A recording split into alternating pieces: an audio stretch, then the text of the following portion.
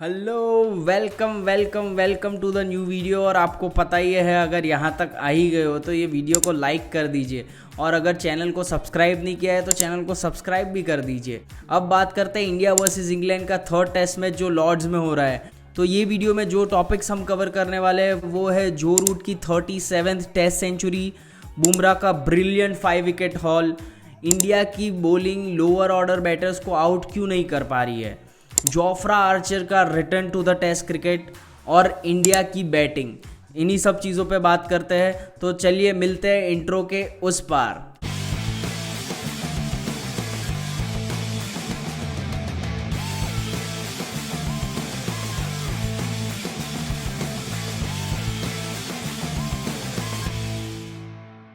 जी, तो सबसे पहले बात करते हैं जो रूट ने 37th टेस्ट सेंचुरी लगा दी है। उनकी लॉर्ड्स में ये थर्ड या फोर्थ टेस्ट सेंचुरी है, और बहुत ही बढ़िया उन्होंने बैटिंग करी। जो मैंने कल के वीडियो में भी बताया था कि एक जो 2021 में जो रूट बैटिंग करते थे या 2020 में जो रूट बैटिंग करते थे वैसी बैटिंग करी उन्होंने। बेसबॉल को साइड में रखा और अपने ईगो को साइड में रखा और एक प्रॉपर टेस्ट मैच की बैटिंग करी, और बहुत अच्छी बैटिंग करी मेरे हिसाब से। और 37th टेस्ट 100 हो गई है। तो जो रूट अब वो फैब 4 की लिस्ट में बहुत आगे निकल गए। एक टाइम ऐसा था जब 2020 में विराट कोहली की 27 टेस्ट 100 थी और वो फैब 4 में नंबर 1 पे थे, और जो रूट की सिर्फ उस टाइम पे 17 टेस्ट सेंचुरीज थी और वो नंबर 4 पे थे। और वो 5 साल में विराट कोहली सिर्फ 3 सेंचुरीज कर पाए, और जो रूट ने 20 सेंचुरी कर दी है 5 साल के अंदर अंदर, जो कि बहुत ही कमेंडेबल है। हालांकि जो रूट, अगर आप मुझसे पूछिए तो फ्लैट विकेट्स पे बहुत क्रिकेट खेल रहे हैं। जब से इंग्लैंड ने बेसबॉल अप्रोच स्टार्ट किया है तब से मैंने देखा है कि बहुत ज़्यादा फ्लैट विकेट्स पे क्रिकेट खेलना चालू कर दिया है। और आपने को याद होगा कि जो रूट की इंडिया में एक सेंचुरी है 2021 में, जो चेन्नई की विकेट पे आई थी, जो डबल सेंचुरी थी। वो भी देखोगे तो वो बहुत फ्लैट विकेट था, और उसके बाद जब टर्निंग विकेट्स बनाना चालू कर दिया तो जो रूट के रन नहीं हुए थे। और लास्ट सीरीज जो 2024 में इंडिया में हुई थी तब भी जो रूट के उतने रन्स नहीं हुए थे, क्योंकि थोड़ी टर्निंग विकेट, थोड़ी चैलेंजिंग विकेट थी। कि ऑस्ट्रेलिया में भी एक भी टेस्ट सेंचुरी नहीं है, तो इतना बड़ा player, 13,000 test runs, 37 test century, और उनकी ऑस्ट्रेलिया में एक भी सेंचुरी नहीं है, ऐसा तो कैसे पॉसिबल हो सकता है। तो ये एक डिबेट है, बट स्टिल आपको रिकॉर्ड्स को तो बाउ डाउन करना ही पड़ेगा और अप्रिशिएट करना ही पड़ेगा। तो I think well done to जो रूट। उसके बाद आ जाते हैं brilliant Jasprit Bumrah. We only believe in Jassi भाई। मतलब जसप्रीत बुमराह ने जो कल के दिन में पहले आर में जो बॉलिंग करी है, मतलब नेक्स्ट लेवल बॉलिंग। मतलब ऐसा लग रहा था कि हर बॉल पे एक विकेट मिल सकता है। इतना इवेंटफुल ओवर्स फेंक रहे थे जसप्रीत बुमराह, और फुल एनर्जी से, फुल पावर से। वो जो उन्होंने रेस्ट किया था सेकेंड टेस्ट मैच में, और लोगों ने क्वेश्चन किया था कि क्या जसप्रीत बुमराह वो लॉर्ड्स के ऑनर्स बोर्ड पे आने के लिए रेस्ट कर रहे हैं, लॉर्ड्स में टेस्ट खेलना चाह रहे हैं इसलिए रेस्ट कर रहे हैं, टीम को प्रायोरिटी नहीं दे रहे। वो सारी चीज़ों ने उन्होंने पूरा शट डाउन कर दिया एकदम, कि भाई तुम शांत हो जाओ, मैं खेलता हूँ इंडिया के लिए और मुझे पता है क्या करना है, और मेरी बॉडी क्या है वो मुझे पता है, और मैं वैसे ही खेलूँगा, और जो भी मैच खेलूँगा उसमें मैं अपना 150% दूंगा। और जो शानदार बॉलिंग करी, और बेन स्टोक्स को जो आउट किया है, जो बुमराह ने उसको कल आउट किया है, वो बहुत ज़्यादा ही अनप्लेएबल डिलीवरी थी और मज़ा आ गया। और उसके बाद जो रूट को आउट करना, जो ऑलरेडी 100+ रन्स पे खेल रहे हैं, और उन्हीं की वीकनेस पे जो अंदर आती हुई बॉल पे आउट होते हैं, वही बॉल पे आउट किया, बोल्ड किया। मतलब जसप्रीत बुमराह को बहुत सारा क्रेडिट जाता है उस चीज़ में कि, तो I think hats off to Jasprit Bumrah. उसके बाद बात करते हैं कि इंडिया के बॉलर्स जब ऑलरेडी ऊपर से इतनी जल्दी जल्दी विकेट गिरा देते हैं, 6 विकेट 7 विकेट हो जाते हैं, उसके बाद जो लोअर ऑर्डर के बैटर्स हैं उनको आउट ही नहीं कर पाते। मतलब अगर आप इंग्लैंड की कल की इनिंग्स देखोगे तो लास्ट के जो 3 विकेट्स है उन्होंने 116 रन ऐड किए हैं, जो कि बहुत बड़ा टोटल होता है ये गेम के कॉन्टेक्स्ट में। तो आई थिंक इंडिया के बॉलर्स क्यों ऐसा नहीं कर पा रहे, क्योंकि हमने देखा कि लास्ट विकेट जो सिराज ने लिया वो यॉर्कर मार के लिया है, लेकिन उन्होंने और यॉर्कर मारने का ट्राई ही नहीं किया, ना ही इतने अच्छे बाउंसर मारने का ट्राई किया। बाउंसर भी ऐसे हो रहे थे कि सर के ऊपर से, कीपर के ऊपर से भी चले जा रहे थे, तो एक्यूरेसी नहीं थी। आई थिंक थोड़े ऐसे हो गए थे कि हाँ अब टेल एंडर्स है वो तो आउट हो ही जाएंगे, तो कैजुअल हो गए थे बॉलिंग में, ऐसा लगा मुझे, क्योंकि लाइन एंड लेंथ सही नहीं थी। और शुभमन गिल की कैप्टनसी भी थोड़ी मुझे वीक लगी, कि फील्ड खोल के रखा है, जेमी स्मिथ को पूरा ओवर फील्ड खोल के रखा है। जेमी स्मिथ का भी विकेट लेना है आपको, ऐसा नहीं है कि आप अपोजिट एंड वाले बैटर्स की ही विकेट लोगे। जेमी स्मिथ भी तो रन मार रहा है, उसको भी आप आउट कर ही सकते हो। ऐसा नहीं है कि वो ऐसा प्लेयर है कि जो आउट ही नहीं होता है, नॉट आउट ही रहता है हर मैच में।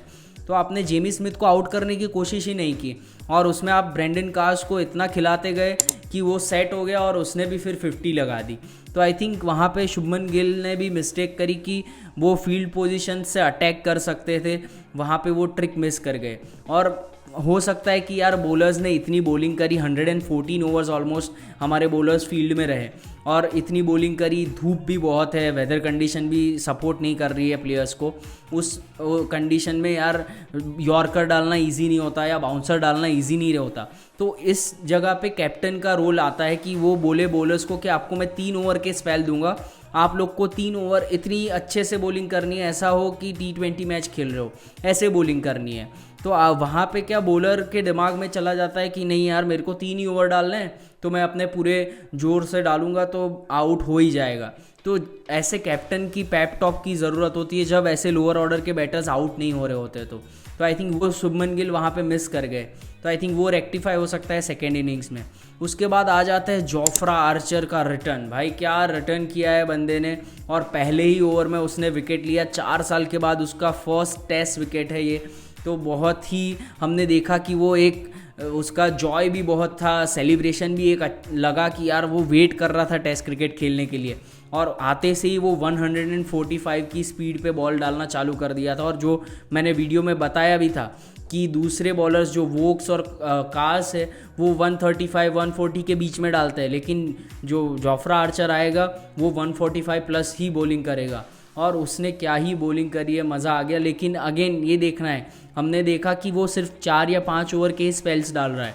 तो हमको ट्राई करना है अब कि जितना ज़्यादा जोफ्रा आर्चर बॉलिंग करे, क्योंकि वो जितना ज़्यादा बॉलिंग करेगा वो इतना ज़्यादा थक जाएगा और वो सेकेंड इनिंग्स में शायद उतनी अच्छी बॉलिंग ना कर पाए। तो इंडियन बैटर्स को ये भी देखना है कि जोफ्रा आर्चर को थकाए। और आई थिंक जायसवाल का भी विकेट उसने ले लिया, लेकिन उसके बाद वो उतना कन्विंसिंग नहीं लगा या इतना थ्रेटनिंग नहीं लगा जितना जोफ्रा आर्चर पहले लगता था। जोफ्रा आर्चर नए बॉल से कुछ आउट कर गया तो आउट कर गया, नहीं तो पुराने बॉल से उतना मूवमेंट नहीं हो रहा, ना ही कुछ इतना सीम मूवमेंट भी हो रही है। इंडिया के बैटर्स को उसको टायर आउट करना पड़ेगा और ट्राई करना पड़ेगा कि जोफ्रा आर्चर 25-30 ओवर डाले, मैच में 40 ओवर डाले, ऐसा कुछ ट्राई करना पड़ेगा। और उसके बाद आ जाते हैं इंडिया की बैटिंग पे। इंडिया की बैटिंग में यशस्वी जायसवाल ने बहुत ही पॉजिटिव स्टार्ट किया था। पहली ओवर में 3 चौके लगा दिए थे और ऐसा लग रहा था कि यशस्वी जायसवाल एक अच्छे मूड में आए, एक अच्छे इंटेंट से आए कि भाई तेज़ रन करेंगे और बैकफुट को वो करेंगे इंग्लैंड के बॉलर्स को। आई थिंक थोड़ा ओवर एक्साइटेड हो गए थे जायसवाल, क्योंकि पहली ओवर में 3 चौके मिल गए थे। तो ऐसा लग रहा था उनको कि मैं और 2-3 चौके जोफ्रा आर्चर को मार दूंगा तो बहुत वाह वाह हो जाएगी, क्राउड एकदम ऐसा हो जाएगा कि यार जोफ्रा आर्चर को 2-3 चौके मार दिए। तो हमने देखा कि वो दूसरे ही बॉल पे बहुत बड़ी ड्राइव खेलने गए और वो वहाँ पे शायद उनके दिमाग में आ गया कि बॉल तो बहुत तेज़ आ रहा है या बॉल मूव कर रहा है, तो उस चक्कर में वो आउट हो गए। लेकिन उसके बाद आते हैं करुण नायर। मुझे क्वेश्चन पूछना है भाई कि करुण नायर को और कितने चांस देने हैं, क्योंकि बहुत ज़्यादा चांसेस हो गए और वो वही 30-40 रन ही बना रहे। हमको नहीं चाहिए भाई 30-40 रन ही मारने थे तो विराट कोहली या रोहित शर्मा खेल लेते, वो लोग रन्स बनाते थे लेकिन फील्ड पे एक प्रेजेंस तो था।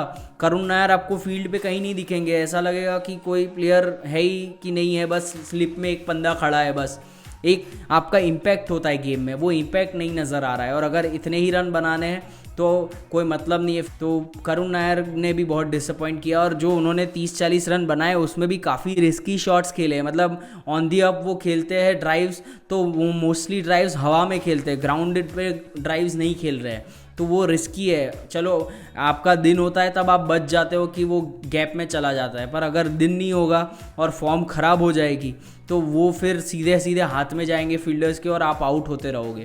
और उसके बाद आ जाते हैं केएल राहुल के ऊपर। केएल राहुल ने, मैंने बोला था कि केएल राहुल प्लेयर है जो हमको देखना पड़ेगा, बहुत अच्छा खेलेंगे क्योंकि उनकी एक टेस्ट सेंचुरी ऑलरेडी है लॉर्ड्स क्रिकेट ग्राउंड पे और उनकी टेक्निक है वो आउटसाइड ऑफ स्टंप बॉल छोड़ने की, तो वो बहुत ज़रूरी है इस ग्राउंड पे और इस पिच पे।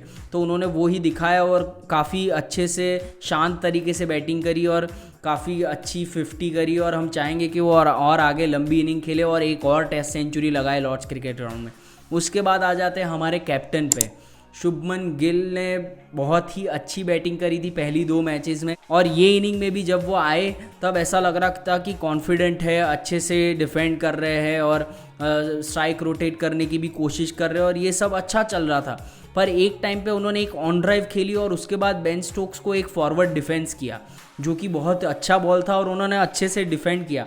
वहाँ पे मुझे लगा कि थोड़े वो ओवर कॉन्फिडेंट हो गए कि यार ये तो मैंने बहुत अच्छा बॉल एकदम अच्छे से डिफेंड किया और एक अच्छी ऑन ड्राइव मार दी। उसके बाद थोड़ा वो ओवर कॉन्फिडेंट लगे और ऐसा लगा कि अब वो खेलने की कोशिश कर रहे हैं, कुछ ज़्यादा करने की कोशिश कर रहे हैं कि जो बॉल जहाँ पे है नहीं वहाँ पे उसको मारने की कोशिश कर रहे हैं।